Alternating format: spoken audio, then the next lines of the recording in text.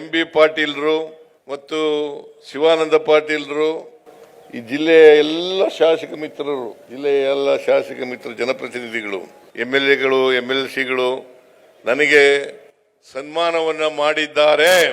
ಕಾರಣ ಯಾಕಪ್ಪ ಅಂತಂದ್ರೆ, ನಾನು ದಿವಂಗತ ದೇವರಾಜ ಅರಸರವರು ಅವರ ಎಷ್ಟು ವರ್ಷಗಳ ಅವಧಿ ಇತ್ತು, 7 ವರ್ಷ 239 ದಿನಗಳು ಅವರಿದ್ರು. ನಾನು 6ನೇ ತಾರೀಕಿಗೆ ಅದು ಸಮ ಆಯಿತು.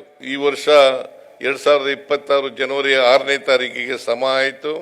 ಈಗಾಗಲೇ ಇವತ್ತು 9ನೇ ತಾರೀಕು, 3 ದಿನಗಳು ಜಾಸ್ತಿ ಮಾಡಿದ್ದೀನಿ ಅಂತೇಳಿ ನಿಮ್ಮೆಲ್ಲರ ಆಶೀರ್ವಾದ, ಕಾಂಗ್ರೆಸ್ ಹೈಕಮಾಂಡ್ನ ಆಶೀರ್ವಾದ, ಸೋನಿಯಾ ಗಾಂಧಿ ಅವರು, ರಾಹುಲ್ ಗಾಂಧಿ ಅವರು, ಮಲ್ಲಿಕಾರ್ಜುನ ಖರ್ಗೆ ಅವರು, ಇವರೆಲ್ಲರ ಆಶೀರ್ವಾದದಿಂದ ಇವತ್ತು ನಾನು 2 ಬಾರಿ ಮುಖ್ಯಮಂತ್ರಿ ಆಗಲಿಕ್ಕೆ ಸಾಧ್ಯ ಆಯಿತು. ಅಷ್ಟೇ ಅಲ್ಲ, ಕರ್ನಾಟಕದಲ್ಲಿ ಹೆಚ್ಚು ದಿನಗಳ ಕಾಲ ಮುಖ್ಯಮಂತ್ರಿ ಆಗಿರ್ತಕ್ಕಂಥದ್ದು, ದೀರ್ಘಾವಧಿ ಕಾಲ ಮುಖ್ಯಮಂತ್ರಿ ಆಗಿರ್ತಕ್ಕಂಥ ಅವಕಾಶನೂ ಕೂಡ ಸಿಕ್ಕಿದೆ. ಅದಕ್ಕೋಸ್ಕರ ಈ ರಾಜ್ಯದ ಜನತೆಗೆ ಧನ್ಯವಾದಗಳನ್ನು ಹೇಳಲಿಕ್ಕೆ ಬಯಸ್ತಾ ಇದ್ದೇನೆ.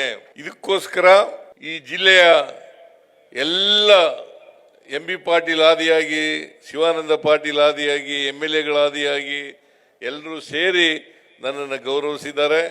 ಅದಕ್ಕೋಸ್ಕರ ನಾನು ಅವರೆಲ್ಲರಿಗೂ